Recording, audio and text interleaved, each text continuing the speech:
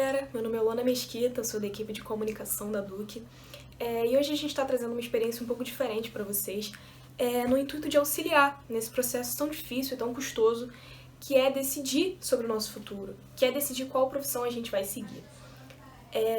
Hoje a gente vai conversar com o Igor de França, no nosso primeiro episódio, e entender um pouquinho mais sobre como funciona a Faculdade de Letras da UFRJ e quais são as vertentes e os caminhos possíveis a partir desse afeto, desse gosto pela linguagem, pelas línguas.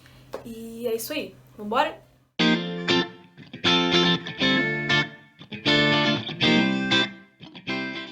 Bom, como que é a grade curricular neste curso? Bom, eu faço letras na Faculdade de Letras da UFRJ, que é uma faculdade de tradição no Brasil, e também é uma das maiores faculdades de letras da América Latina. Pensando nisso, quando você entra para um curso de letras na UFRJ, você está cursando, entre aspas, duas graduações, porque você está cursando língua portuguesa e outra língua ou literaturas. Então, por conta disso, a grade curricular se torna um pouco extensa. Quando alguém entra na Faculdade de Letras da UFRJ, essa pessoa vai encontrar o núcleo comum da graduação. Então, todos os cursos da graduação, seja língua portuguesa e inglês, língua portuguesa e espanhol, português, japonês, português e literaturas, enfim, todas essas pessoas vão passar por um núcleo comum de matérias que se desdobram em basicamente 5 componentes, 4 sendo comuns a todos. Então, o primeiro seria letras clássicas, que a gente teria tanto grego quanto latim. Então você tem 2 semestres de grego, 4 de latim. E a Faculdade de Letras da UFRJ é uma das únicas que oferece matérias de grego.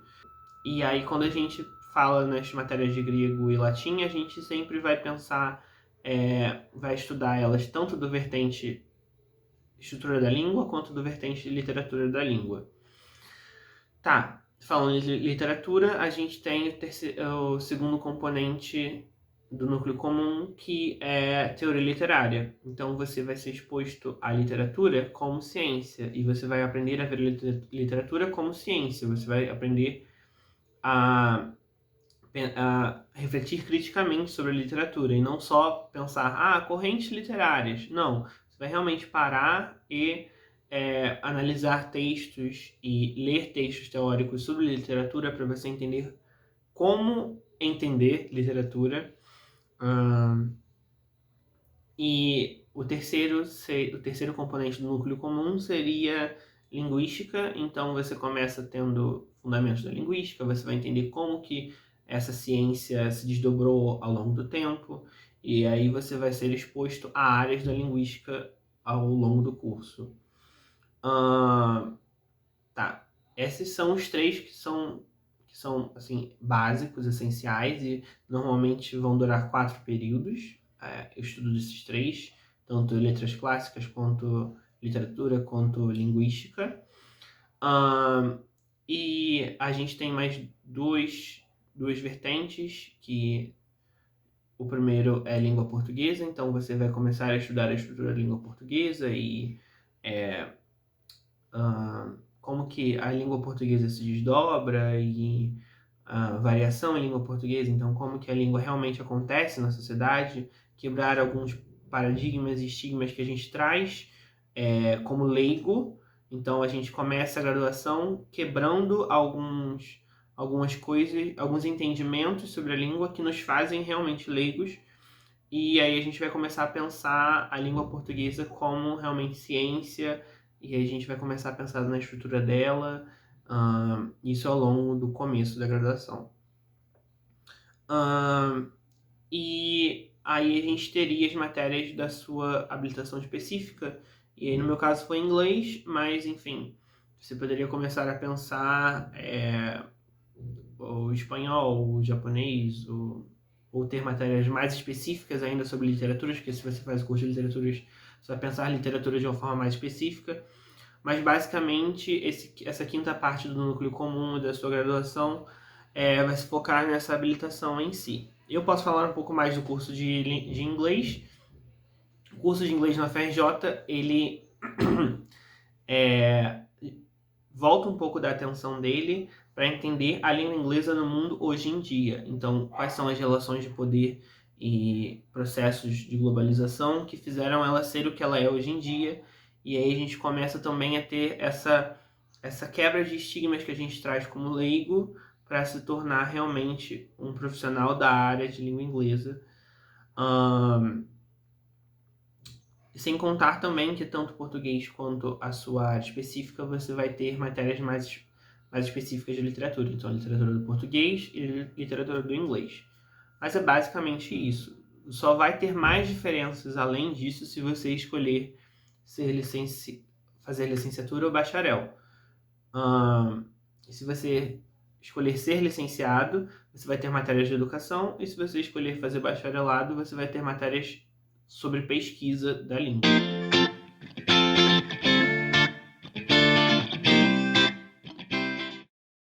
O curso de letras, em geral, assim, pelo que eu observo das universidades públicas ao redor do Brasil e algumas particulares, oferecem um projeto de extensão que te permite atuar e ganhar experiência como professor da língua que você se especializa, em um curso de idiomas gerido pela própria faculdade. Então, no meu caso, eu trabalho na CLAC, que é o curso de Línguas Aberto à Comunidade, da UFRJ, e vários colegas meus trabalham aí, já trabalharam aí, e é um ótimo espaço para você ganhar experiência. E pelo que eu observo, existem muitos cursos parecidos com esse ao redor do Brasil, então ingressar numa universidade pública e no curso de letras provavelmente quer dizer que você também tem a oportunidade de ganhar experiência num curso do tipo, num projeto de extensão do tipo, que presta um serviço enorme à comunidade, possibilitando um curso de idiomas a pessoas que provavelmente não teriam condições financeiras de fazer num curso particular, e também propiciando experiência aos alunos da graduação. Já a iniciação científica, que é você realmente se iniciar na pesquisa dentro daquela área enquanto aluno da graduação,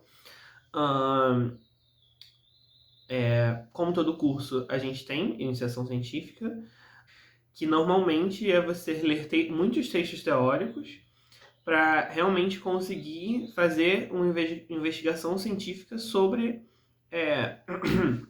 a área de humanas que você pesquisa, né?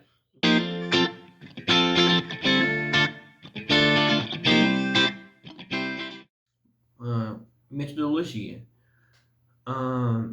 Quando você entra num curso de letras, você já espera um pouco que você vai ter muita leitura, porque, né, a gente trabalha com textos.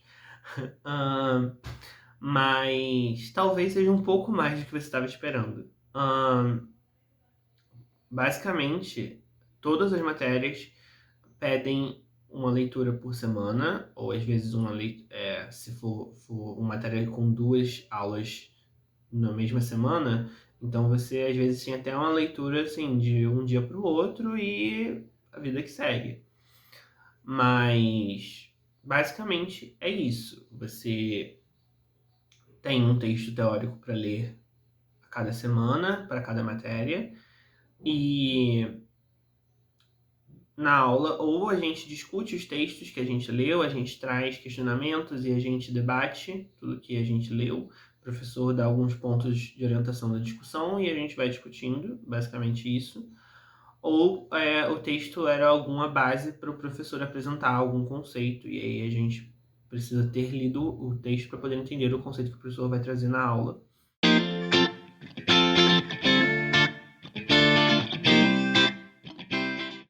Tá, ajeitando aqui. Vamos lá. Infraestrutura. Essa é uma pergunta meio difícil de responder no curso de letras, porque o curso de letras não é um curso que realmente precisa da maior infraestrutura do mundo. Mas, ainda assim, o essencial, né? Sala de aula, projetor básico, né? Mas, ainda assim, tem algumas coisas mais específicas que a gente tem na Faculdade de Letras da UFRJ e eu sei que é um privilégio. Primeiro que a gente tem nosso próprio prédio, então a gente tem o prédio de letras, que a gente chama a letras, enfim, da UFRJ, e é um prédio até com tamanho considerável. A gente tem alguns laboratórios de informática que ajudam a gente em algumas matérias, por exemplo, a matéria de tradução eu faço no laboratório de informática. Fazia, né? Porque pandemia. Mas a gente tem laboratórios de linguística, que é onde podem fazer experimentos de linguística. Não vou entrar muito em quais experimentos são, porque, enfim, não cabe aqui. Mas, em geral, é basicamente isso. A gente tem alguns laboratórios de informática onde ocorrem aulas, e salas de aula, e, enfim, a infraestrutura é ok, é normal, é um prédio, isso aí.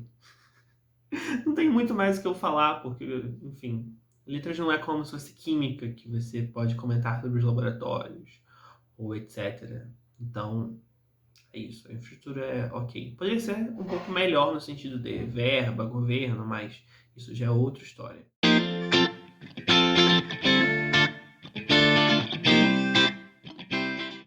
Para responder essa pergunta, eu acho mais interessante eu começar por uma história. Eu fazia parte do programa de Ângulos Sem Fronteiras, finado, que focava em ensinar língua para fins acadêmicos, para estudantes de graduação, pós-graduação e corpo de servidores das universidades públicas, e visava a internacionalização desses cursos, né? Ano passado, a gente foi para Uberlândia.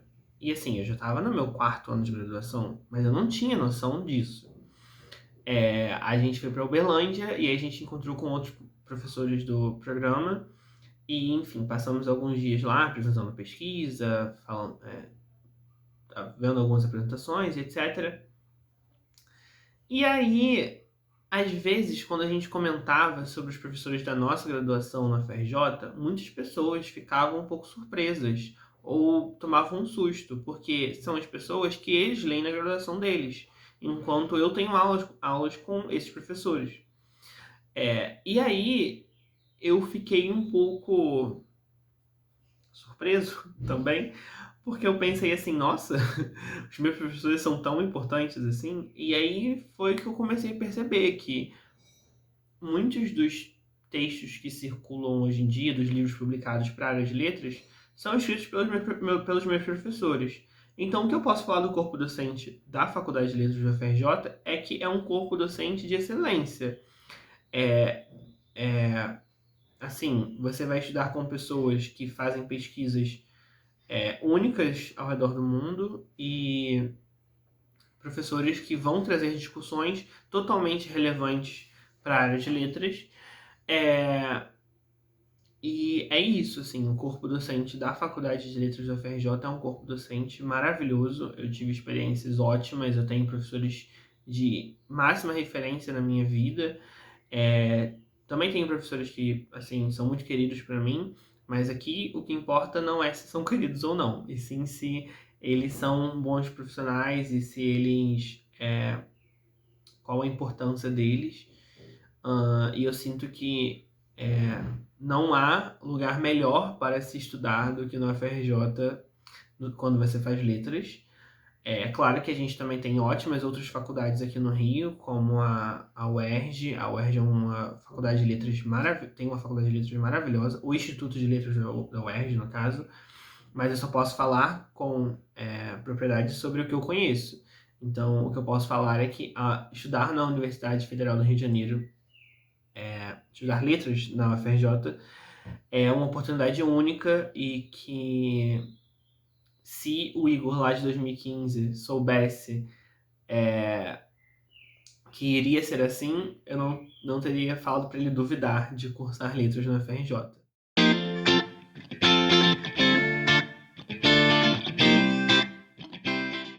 Tá, quais são as opções dentro dessa área? A letras te dá duas vertentes, né? Licenciatura e bacharelado. Se você faz licenciatura, você está habilitado a dar aulas no ensino básico, nos ciclos finais do ensino básico, então, ensino fundamental 2 e ensino médio. Então, você pode fazer concurso, você pode atuar em escolas particulares também.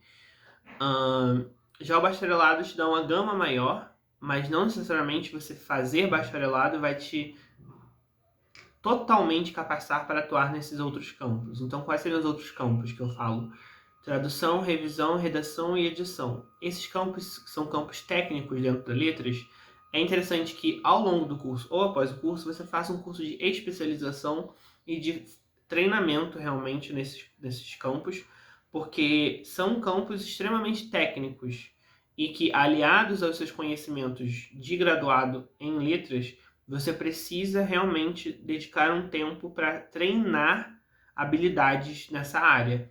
E treinar habilidades não é o interesse da universidade. Então, não tem por que a universidade fazer, sei lá, cursinho de como usar este programa de tradução.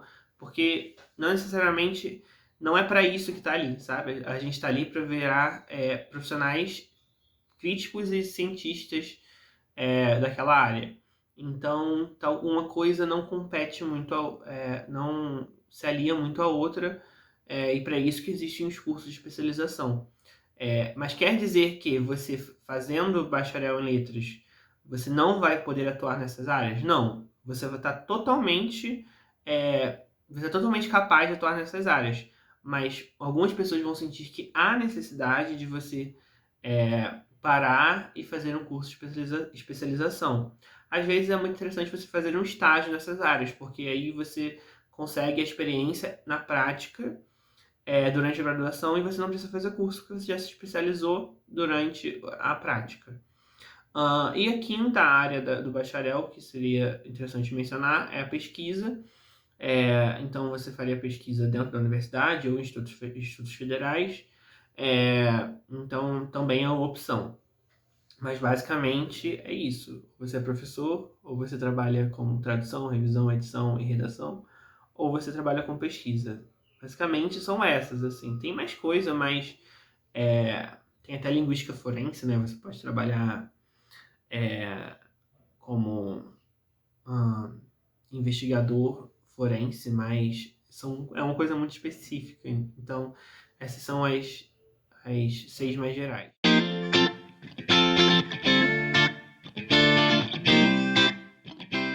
Então, hoje eu me nomeei tradutor e professor de inglês. Até ano passado eu só me nomeava professor de inglês em formação. Ainda estou na formação, mas estou no finalzinho. E, enfim, desse meio tempo pra cá eu me descobri tradutor.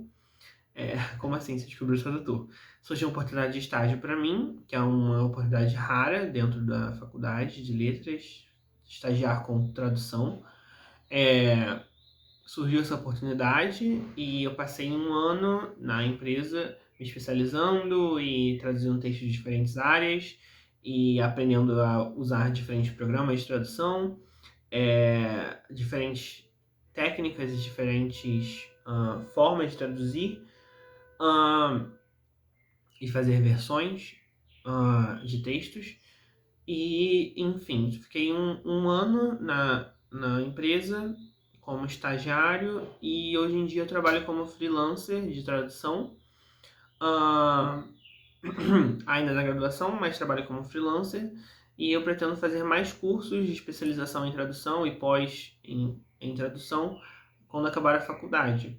Mas é interessante isso de não estou formado ainda, mas já atuo na área, porque a minha faculdade me capacitou para isso. Eu não fiz curso de especialização em tradução antes, mas eu tenho conhecimento, por conta da minha faculdade, eu tinha conhecimento suficiente para iniciar um estágio.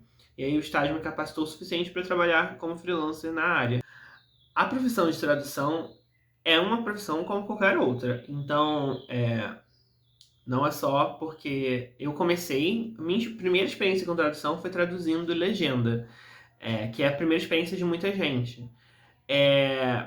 E assim, pode parecer um hobby para muita gente, mas não é. Pode parecer... Muita gente faz tradução como algo extra, mas tradução é uma profissão séria, como qualquer outra. A gente tem sindicato e etc. E basicamente a rotina de um tradutor é sentar em frente ao computador e traduzir, traduzir, traduzir. Pesquisar a área que você está traduzindo e traduzir, traduzir, traduzir.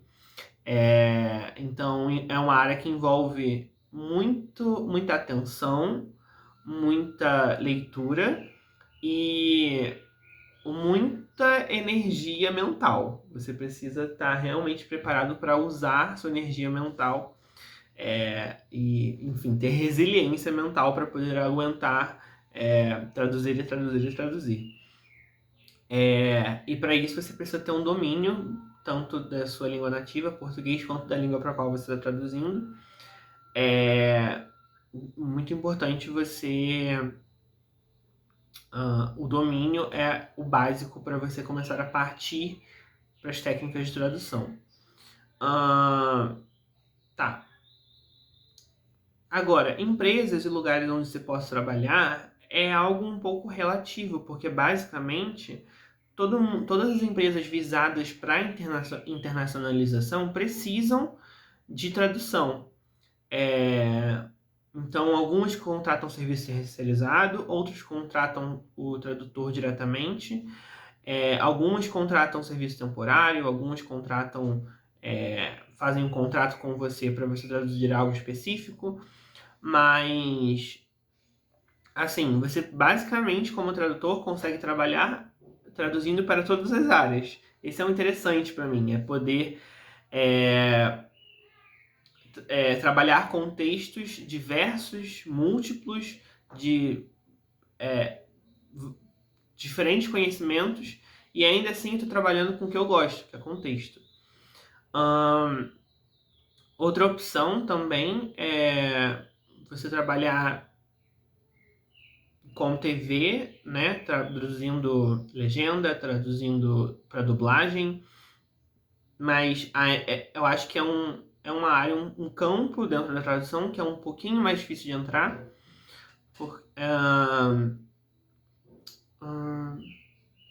Mas basicamente é isso. Eu sinto que é muito interessante você, dentro da tradução, fazer cursos para se especializar, fazer pós, fazer isso, fazer aquilo. Quanto mais você continuar estudando, se atualizando, e se atualizando nas técnicas, se atualizando nos programas, se atualizando, tentar entender mais de uma área ou de outra, ou até aprender mais línguas, mais você está atualizado e mais chances você tem de crescer dentro da área. Eu pretendo continuar o meu caminho na tradução, mas a gente nunca sabe, né? A gente nunca sabe o que o destino vem por aí, porque eu amo dar aulas. A sala de aula é um lugar muito confortável para mim, então eu não sei se eu vou conseguir desapegar tão fácil da sala de aula para trabalhar somente com tradução. Mas são dois campos que eu tenho muito fortes na minha cabeça, mas eu estou pendendo um pouco mais para o lado da tradução. Mas é basicamente isso. Queria agradecer vocês por me receberem e falar que espero que quem tenha visto esse vídeo, tenha visto o que eu falei, tenha ajudado um pouco a entender como é letras, como que é trabalhar com tradução, como que é essa graduação em si, e tenha te ajudado a se decidir melhor, ou às vezes até escolher não fazer letras. Mas eu queria dar uma mensagem final de aquilo que as pessoas falam de escolha trabalhar com o que você gosta, escolha estudar o que você gosta, e assim você nunca vai ter que realmente estudar, ter que realmente trabalhar. Isso não é muito verdade, porque na verdade eu sinto que por você gostar daquela área, por você gostar daquele campo, gostar do que você trabalha, você até trabalha um pouco mais, trabalha com um pouco mais de atenção, trabalha se importando mais E isso é realmente e às vezes errar ou às vezes se estressar com algo que você gosta pesa até mais do que com algo que você não gosta. Mas eu não acho que por conta disso a gente tenha que deixar de fazer as coisas que a gente gosta. Então, assim, se você quer, se você se sente motivado, se você se sente inspirado por certa área, por certo trabalho, faz. Se você tem a possibilidade, faz. Mas é sempre aquilo. A gente primeiro cuida da gente, depois cuida do que a gente gosta de fazer. Então eu espero que vocês possam trabalhar com o que vocês gostam, porque a gente pode perceber que depois de um tempo a gente se torna um profissional muito melhor porque está fazendo o que a gente gosta e se sente mais motivado para trabalhar e melhorar e se especializar. Enfim, realmente se tornar um profissional melhor porque a gente está trabalhando com algo com que a gente se importa. Sinto que essa relação é muito importante. E é isso. Espero que isso tenha ajudado alguém. Obrigado por me receberem. Foi realmente interessantíssimo fazer algo do tipo no final da minha graduação. Nunca senti que seria chamado para falar algo assim sobre a letras, mas realmente a letras é algo que eu amo de paixão e eu espero que algo tenha tocado em alguns coraçõezinhos para fazer com que mais pessoas se interessem pelas letras e conheçam um pouco mais sobre o que é esse curso maravilhoso. Então, um abraço, se cuidem e obrigado de novo. É isso.